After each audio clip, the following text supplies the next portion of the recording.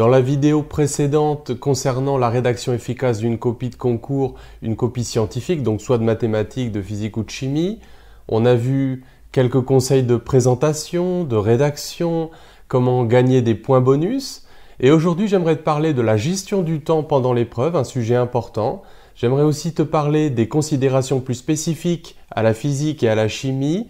Et j'aimerais aussi te parler d'une préparation efficace, soit à tes DS tout au long de tes 2 ou 3 années de classe préparatoire, et puis aussi comment gérer donc la préparation au concours. Alors bien sûr, c'est important de bien savoir gérer son temps durant le temps de l'épreuve. Premier conseil que je vais te donner, c'est arrive environ au moins un quart d'heure avant pour avoir le temps de préparer tes copies, comme je l'ai expliqué dans la première vidéo. C'est aussi important évidemment de savoir gérer son stress en début d'épreuve. Donc ce que je te conseille de faire, c'est d'apprendre à respirer profondément, retenir ta respiration pendant quelques secondes avant d'expirer lentement pour que le battement de ton cœur puisse ralentir, ton rythme cardiaque puisse ralentir et que tu puisses te sentir plus serein. Ce que je te conseille aussi de faire dans ta gestion du temps, c'est vraiment de rester jusqu'au bout de chaque épreuve. Je suis toujours étonné de constater comment certains étudiants peuvent consacrer 2 ou 3 années de leur vie, de leur jeunesse à préparer les concours et finalement le jour J, ne pas être à fond, ne pas profiter de chaque instant. Il y a toujours des points à grappiller, des choses à relire, donc reste jusqu'au bout des épreuves et bats-toi. Alors on conseille souvent aux étudiants de lire en entier l'énoncé avant de se lancer dans le choix de résoudre telle ou telle partie. Je ne sais pas si une lecture détaillée, complète du sujet est vraiment réaliste, je doute que beaucoup le fassent. Par contre, je pense qu'un survol effectivement des différentes parties qui peuvent être indépendantes pour repérer les questions les plus faciles et celles sur lesquelles on se sent le plus à l'aise, ça me paraît vraiment, ne te lance pas dès le début forcément à commencer l'épreuve par la première question, survole le sujet. Évidemment, commence par résoudre les questions qui te paraissent les plus faciles, ne te lance pas directement dans les parties les plus difficiles, cela va sans dire. Pars aussi du principe que les premières questions d'une partie ou d'un sujet, d'un énoncé sont toujours les plus simples et donc cherche forcément des réponses extrêmement simples. Pars aussi du principe que si tu te lances dans de longs calculs, c'est probablement que tu fais fausse route pour l'immense majorité des questions à résoudre. Ça peut être une bonne idée aussi, mais tu l'as déjà certainement pris dans le secondaire, de lire un petit peu en avance l'énoncé pour savoir où te conduit l'énoncé et même parfois tu verras que tu peux trouver des éléments de réponse à des questions précédentes dans les questions qui suivent. Donc lis un peu, anticipe les questions.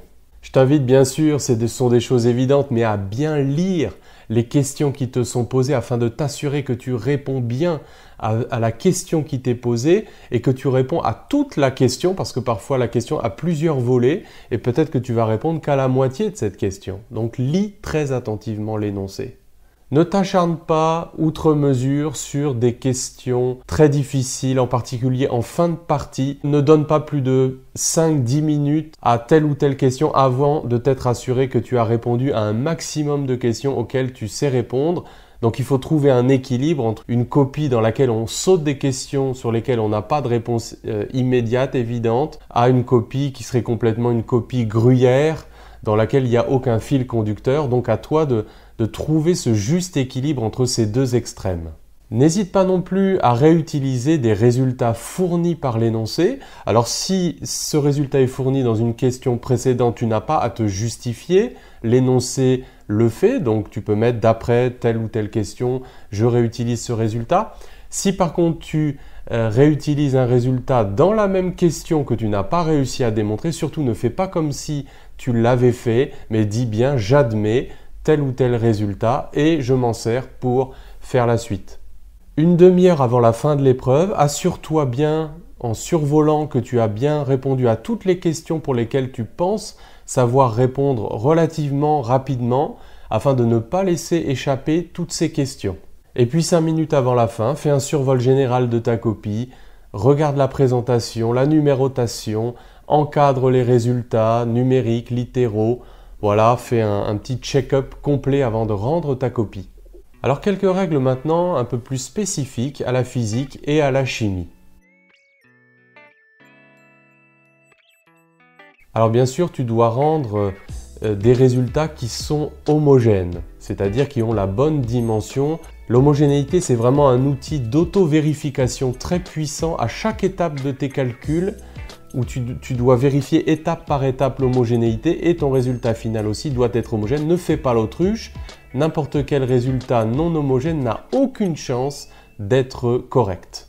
En ce qui concerne les unités, là aussi, travaille dans le système international, donc mètre, kilogramme, seconde, ampère et toutes les unités dérivées qui vont avec, bien sûr. Donne d'abord ton résultat dans le système international avant de le reconvertir dans éventuellement des sous-multiples ou des multiples ou carrément un autre système d'unités qui serait plus adapté à la valeur numérique. Également, ne donne jamais d'unité après une expression littérale. Les applications numériques sont malheureusement très souvent négligées par les candidats. Or, il y a beaucoup de points dans les barèmes concernant les applications numériques. Là aussi, ne donne pas un nombre trop élevé de chiffres significatifs, ni trop peu d'ailleurs. Donc en général, on en donne 2, 3. Fais des schémas. Alors pas à la règle, parce que tu n'auras pas le temps de les tracer à la règle la plupart du temps. Et sur ces schémas, fais toujours des grandeurs positives pour ne pas, ce que je dis très souvent à mes élèves, t'auto-torpiller. Donc des angles positifs, donc attention à l'orientation par exemple du plan induit par le choix, l'orientation d'un axe perpendiculaire à ce plan. Sous-entendu, il y a un sens positif de rotation. Fais des angles qui sont petits parce que ça t'évitera de confondre un angle et son complémentaire à π/2 dans des figures. Si tu ne connais pas le sens d'une force, travaille en mesure algébrique, par exemple une force de frottement solide, et dessine-la positivement sur l'axe et tu la mets en mesure algébrique et tu verras le calcul doit te donner le signe de cette mesure algébrique. Attention, mets bien des flèches sur tous les vecteurs, donc une vitesse, une accélération, une force. C'est un vecteur rotation aussi, mais bien des flèches. Rien de plus irritant pour un examinateur que d'avoir des vecteurs sans flèches. Et puis évidemment, s'il s'agit d'un scalaire comme la pression, l'énergie, eh bien, tu ne mets surtout pas de flèches. N'oublie pas les constantes d'intégration dans tes calculs. Même si elles sont nulles, tu dois les noter et éventuellement les barrer et surtout justifier physiquement pourquoi éventuellement tu fixes telle ou telle valeur à telle ou telle constante. Alors ça peut être des considérations de divergence à l'infini de telle ou telle solution d'équation différentielle. Ça peut être à cause des conditions limites, des conditions initiales. N'oublie pas non plus de justifier l'utilisation de la notation complexe si tu manipules des équations qui sont linéaires, ce qui est très souvent le cas dans le programme de classe préparatoire. Et puis surtout, alors n'utilise pas la notation complexe pour des grandeurs, pour des équations non linéaires, bien sûr. Sur tes graphes, n'oublie pas de mettre un titre, de quoi s'agit-il, sur les axes, de quelle grandeur il s'agit, et puis la graduation des axes également, donc les unités. Très simple, mais fais-le. Et puis quand tu obtiens une solution analytique, par exemple à une équation différentielle, combien c'est frustrant pour l'examinateur de voir la formule mathématique et de ne pas voir le graphe de la fonction, ou alors de voir un graphe faux avec des calculs justes, ça c'est vraiment horrible. Et alors, 2-3 petits conseils pour faire de bons graphes. Simplement, assure-toi que sur ton graphe, les conditions initiales sont bien vérifiées et que la limite à l'infini de ta fonction également est la bonne. Quelques erreurs fatales à ne pas commettre. Mélanger le littéral et le numérique. Par exemple, on te dit qu'une longueur vaut 1 mètre, tu as une expression littérale avec cette longueur que tu as appelée L, et tu remplaces L par 1 dans la suite de ton calcul littéral. C'est très très grave parce que tu ne peux plus vérifier l'homogénéité de ton calcul, et en plus, si on te donnait une autre valeur numérique, tu serais incapable de changer cette application numérique, donc surtout ne fais pas ça, pas de mélange littéral et numérique. Les applications numériques sans unité au concours ne sont pas comptabilisées. Donc là aussi, quelle frustration, tu donnes la bonne valeur, par exemple dans le système international, mais tu oublies les unités, ou tu donnes des unités farfelues, c'est zéro. Si tu es désespéré sur l'unité d'une certaine grandeur d'ailleurs, tu peux toujours mettre SI, c'est pas comme si tu mettais rien, cela signifie que tu peux réutiliser cette valeur dans le système international et ses unités dérivées. Également concernant les applications numériques, attention aux résultats aberrants, des vitesses plus grandes que la vitesse de la lumière, enfin tu peux en imaginer toi-même, Donc fais attention, ne laisse pas sur ta copie des applications numériques sans commentaire qui visiblement ne peuvent pas être correctes. Attention aussi aux notations sur les dérivés. S'il s'agit d'une différentielle ou d'une dérivée droite d'une fonction à une variable, tu mets bien un d droit. Le d rond est réservé pour les fonctions de plusieurs variables pour les dérivées partielles et les petits delta pour les grandeurs élémentaires, par exemple de grandeurs qui ne sont pas des fonctions d'état comme le travail ou le transfert thermique. Donc ne mélange pas les d droits, les d ronds et les deltas. Ne mélange pas non plus les versions différentielles et les versions intégrées ou intégrales de certains théorèmes en physique. Par exemple, le premier principe de la thermodynamique, est-ce que tu l'appliques sur une transformation infinitésimale, donc sous forme différentielle, ou sous forme intégrée entre deux états qui ne sont pas infiniment proches? On voit encore trop de candidats qui bluffent, c'est-à-dire qui s'imaginent que l'examinateur va être dupe, ils n'ont pas réussi à démontrer une formule et visiblement il y a une faute qui les empêche d'arriver au bon résultat et ils mettent 3 points ou ils tournent la page et ils annoncent le résultat comme s'ils l'avaient démontré.